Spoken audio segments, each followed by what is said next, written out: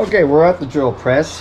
What I did was I couldn't get them all clamped together just because the bit won't go all the way down through all the pieces I need, which would be a total of 7. So what I did is I just got 4 of them lined up, and I got my true center on which is going to be on the actual flip top, not the outside, but the flip top itself, because that's where it's got to pivot. That's the only part that's going to pivot. And I have the auger bit lined up. This bit is the exact same width of that one. I don't have it with me, but of that one rod that will slip through the threaded rod. And we're just gonna go. I'm gonna go ahead and drill this hole as far as I can go all the way through. I'll definitely make it to 3. I'm sure I'll be touching on the 4th, which would be a great way to line it up after I take the last board down here, and I'll just put it on the remainder 3, same way, line it up and just drill through that one, and all there should be pretty good. So let's go fire up the drill press here. Mark the centers. Here we go. Yep. One. That was cool. Back off. Back off. Back off. Back off. I wonder why that happened.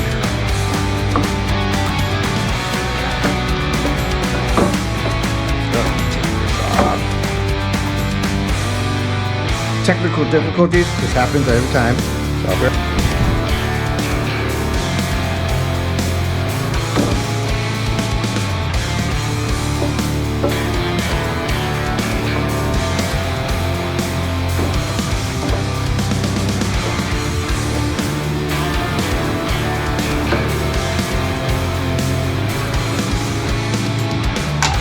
Alright, I think I knew what the problem was. I forgot that I don't usually mess with them much, but when you're dealing with auger bits, the best advice is to go at a low and slow speed. And my drill press was pretty much set for like 3/4 of maximum speed, so I dropped it down to like 290 RPM. That's slow.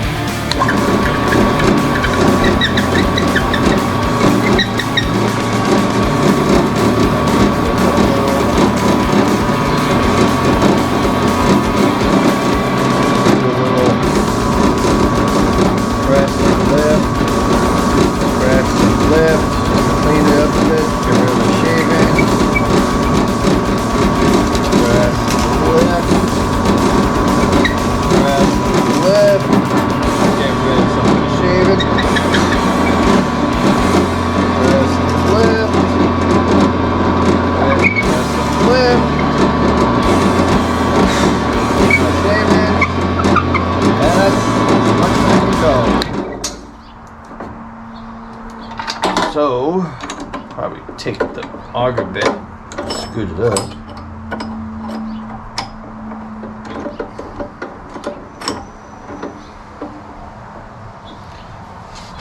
Alright, that was eventful. So I'm going to go ahead now. You can kind of see how this is done. I'm just going to go ahead and put the other ones together and just do this again. Very slow, low speed. Press a little bit in, pull some out. Press a little bit more in, pull mostly out, and it should work fine. I got all the legs finally fabricated. They're all cut evenly. Just have them stand into place just to show what's going to kind of be like.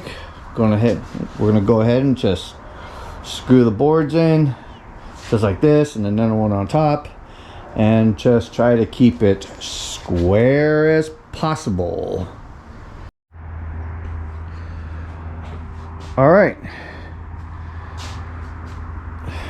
now we're going to start assembling the legs.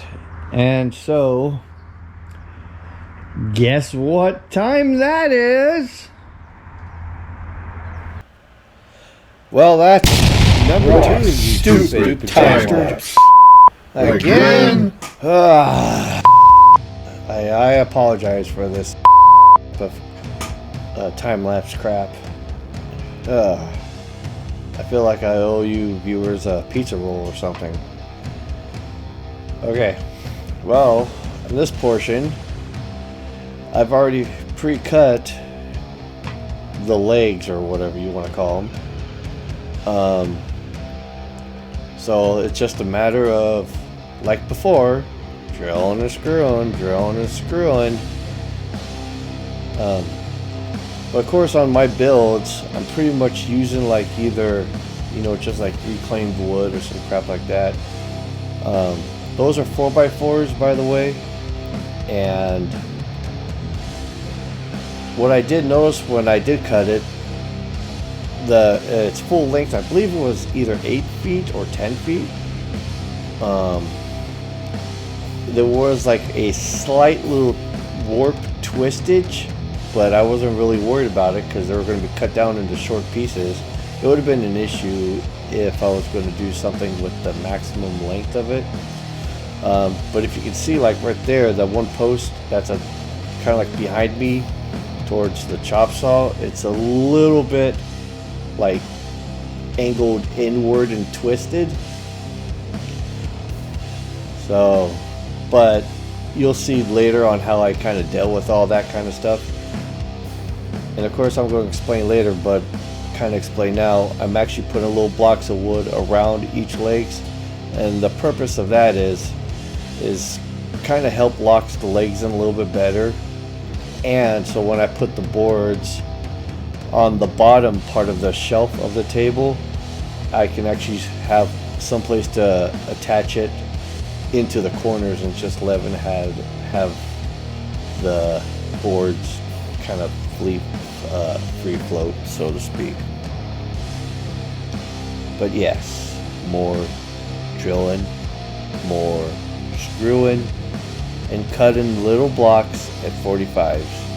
Well, sorry, those ones are in at 45s. Those are just butted together, because you'll never see them. Drilling and screwing. Big box of screws and just going over and over and over.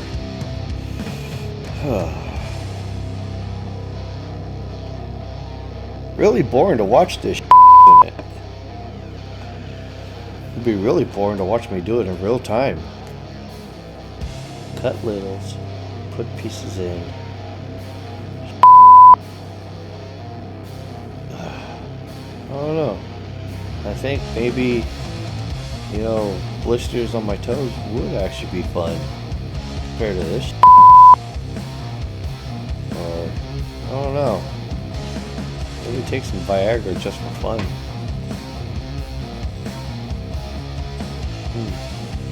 Or hell, maybe give a Tijuana donkey some Viagra.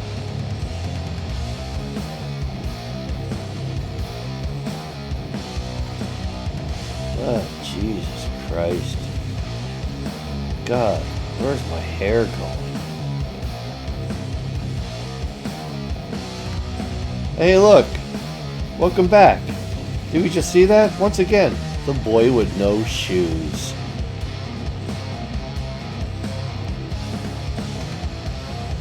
He just loves making an appearance, doesn't he? Well, you gotta see him in this video. Hopefully his ass don't come back. If it does, maybe he should have some shoes. God, I know he has some, but I can't find them.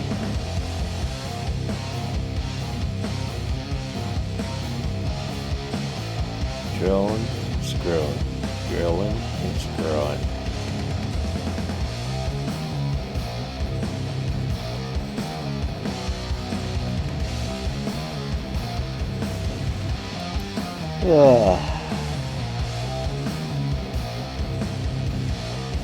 Eventful, isn't it? I mean, what do you want me to say? See? You see how little kind of twisted they are? Yep, gotta get some support underneath it, other than it just being wide open. Put a stud in there, because of course, you know, may want to put something heavy underneath it, which, just to come to find out, nothing heavy goes underneath it, really. So gotta measure up on where to put two studs all the way across it for support. And the other thing you'll kind of notice about the little blocks I put around the legs, it makes it a little wider also on the bottom for the casters, depending on how fat the plates are on if you try to use different casters. So just gives also that more room.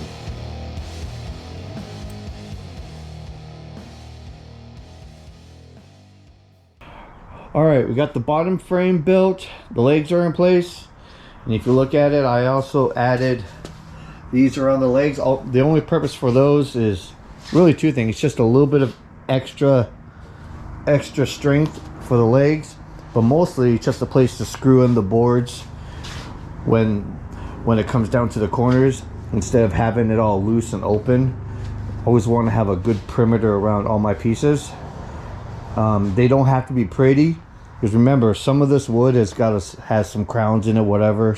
Just like over there, that's like the worst, but it's no big deal. Only just because it's just really there just for a place to put in a screw. So the next step is adding the sheets of boards on here. I'm going to do the notch out to cut out the particle board, and then also do the same for the hardboard. So the bottom will be done, and then we'll go on from the next step.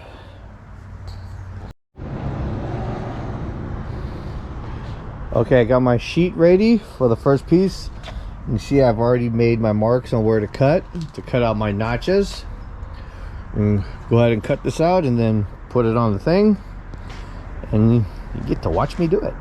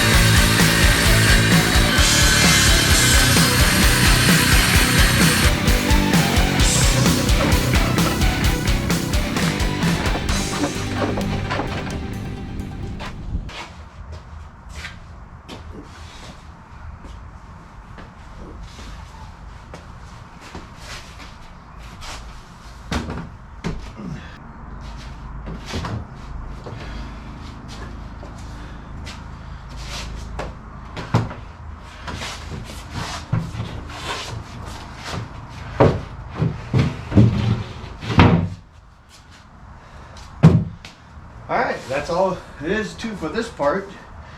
Just gotta screw it in and then pretty much do the exact same type of cut for the hardboard. Same process, same method. The only difference with that, I'll be just gluing that to the top so we won't actually see screws. What we'll end up also having here is we'll have like this opening here. I'm not too worried about it. If you want, you just take the scrap piece and go ahead and cut an L shape, fill that in if you're really concerned on the look of it. But I'm not going to go waste the time on that. So I'm going to screw this in and then do the same with that one, same process. All right, boards are in, they're screwed in. I would also like to point out, if you're going to do an extra layer on top of, like I'm doing with these that I've cut, these hardboard pieces, it's kind of hard to see in this dark shadow over here. When you have like a nice piece like this, it's only like an 1/8 inch thick and they're very cheap. It's nice and smooth.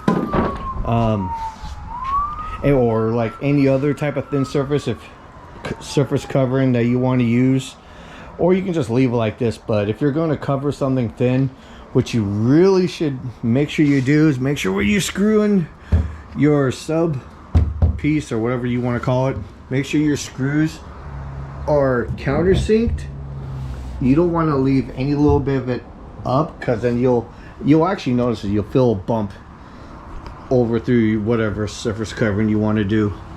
So just make sure you're countersinked. You don't have to go too radical.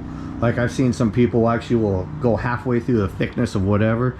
All you really need is about 1/16 of an inch or so. Just make sure you're below the surface so you don't leave the heads of it sticking up. Well, like I just showed you, I got my 2 pieces covered. What I'm going to do is I'm going to spread some glue over it. I'm just going to use tight bond wood glue. You can probably use like contact cement or even a mastic, which you can find that in the tile section, or just something, or even some carpet glue. Just depends on whatever you plan on doing or whatever surface covering you want to do. It's really not that critical or that important. Like I said, I'm going to spread some glue, and I guess you can watch me do it, and we'll lay them in. And I already test fitted my pieces after I cut them. Same process on cutting this is the same as that. Just wash, rinse, and repeat. What? That's 3 and no fucking warning? Wrong. Stupid. Time lapse. Okay. Okay, I'm using like a notch trowel just to spread some wood glue. Step on it, lay on it, put some pressure on it. I don't have a roller, or I'll roll it out on it. Wood glue is kind of runny, so either way, just getting the spread all over, gluing it on there, stepping on it, putting some pressure on it, and that's pretty much all it is to it. Add some weight in some weird spots, especially in the corners. So, alright, the hardboard covering is glued in. I added some little weight in some corners where I saw a little bit of lift, so that way it can, as the glue sets up, it'll hold it down. Next thing will be installing the casters. The next phase is top part. Of course, before we've already prefabbed part of the top, except without any of the middle bracing. Okay, I got this first one in place, which you kind of notice there I have a ratchet strap. The reason why I have a ratchet strap there, you might run into, like I have with this one, and I can show you on the other piece, if one of your legs is kind of like out a little bit due to for whatever process. I mean, it's still kind of flimsy, whatever. What you can do is just throw a ratchet strap like I did, just to kind of bring it in a little bit. Remember, as long as you have your frame square, you should be fine. So you can kind of see over on this one, that far corner one, that post is actually, sorry, it's not that one, it's this one right here.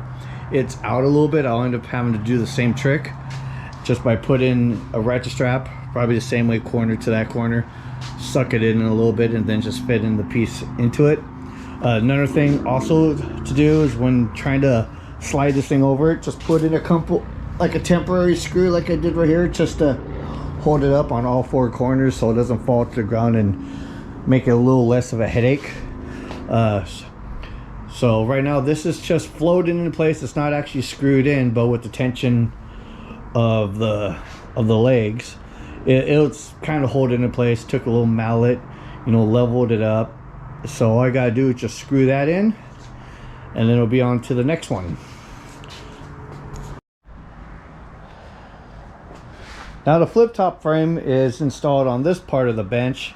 This is just a temporary rod. It's an old curtain rod, but it's small enough to actually fit through the diameter of the holes here, and it's just to keep this in place. Of course, I have this kind of tight in there for now. What I'm going to end up doing is I'm just going to clean up the edges over here, make it smoother by either belt sanding, planing, or a combination of both, just to have a little bit more play. Of course, when it flips this way, because of the wood part of it's a little hanging over here, but it's free over there. So it's just a matter of some manipulation. No big deal on that either. But overall, I'm still kind of pleased. Just a little fine tuning and tweaking on this one. But what we're going to do next is now go back to this one here and start figuring out how we want to lay, you know, the framework on this. And that's all based on the design on how a lot of this stuff here is going to fit. So I'm going to end up have to take some of the parts off the table saw, like the little extender things on the edges, because I'm not going to really need them. Do some measurements on that, and a couple other things. Also take the legs off of the router table, figure, you know, do some measurements from that, and of course from the solver. So it's just a lot of measuring and getting the parts that I want to put in there ready, so I can actually kind of go from there. So that's going to be the next step on this.